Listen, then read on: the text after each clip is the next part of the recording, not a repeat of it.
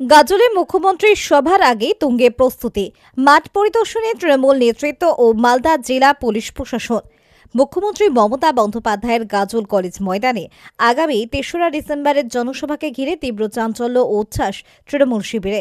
সোমবার জেলা তৃণমূল সভাপতি আব্দুর রহিম বক্সি, প্রতিমন্ত্রী সাবিনা ইয়াসমিন, মালদা জেলার সভাধিপতি লিপিকা ঘোষ বর্মন, তৃণমূল কংগ্রেসের মুখপাত্র আশিস কুণ্ডু, গাজল ব্লক সভাপতি রাজকুমার সরকার সহ নেতৃত্বরা মাঠ পরিদর্শন করে বসার ব্যবস্থা, মোটর বাইক ও গাড়ি পার্কিং, মিছিল কোন পথে ঢুকবে সহ সমস্ত লজিস্টিক প্রস্তুতি খতিয়ে দেখেন।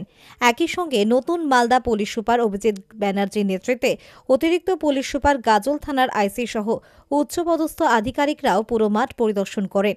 নিরাপত্তায় যাতে কোনো ফাঁক না থাকে তা নিশ্চিত করতে বিশেষ নজরদারি চালানো হয়েছে। প্রতিমন্ত্রী সাবিনা ইয়াসমিন বলেন, কর্মী সমর্থকরা যাতে নির্বিঘ্নে সভায় অংশ নিতে পারেন এবং মুখ্যমন্ত্রীর বার্তা ভালোভাবে শুনতে পারেন সেই ব্যবস্থাই আমরা করছি। মুখ্যমন্ত্রীর নির্দেশনা জেলা জুড়ে কার্যকর হবে। তিনি আরও জানান, দিনাজপুর ও মালদা জেলার হাজার হাজার মানুষ বুধবারের সভায় আসবেন বলে আশা করা হচ্ছে। প্রত্যেক ব্লককে নির্দেশ দেওয়া হয়েছে যাতে কর্মী সমর্থকেরা সময়মতো গাজল কলেজ মাঠে পৌঁছান এবং দলনেত্রী বার্তা মন দিয়ে শুনে মানুষের কাছে পৌঁছে।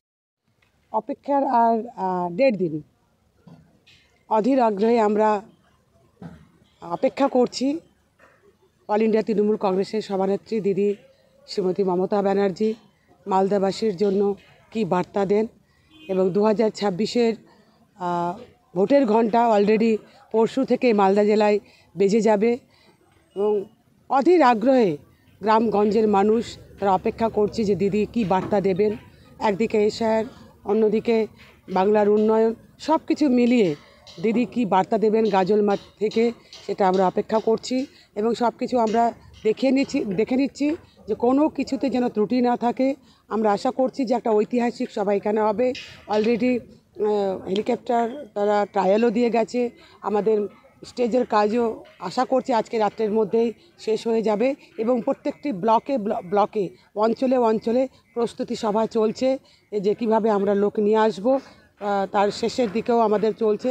ফলে আশা করছি সব মিলিয়ে এটা আমাদের একটা 2026-এর জন্য একটা অক্সিজেন নিয়ে মাঠে নামা।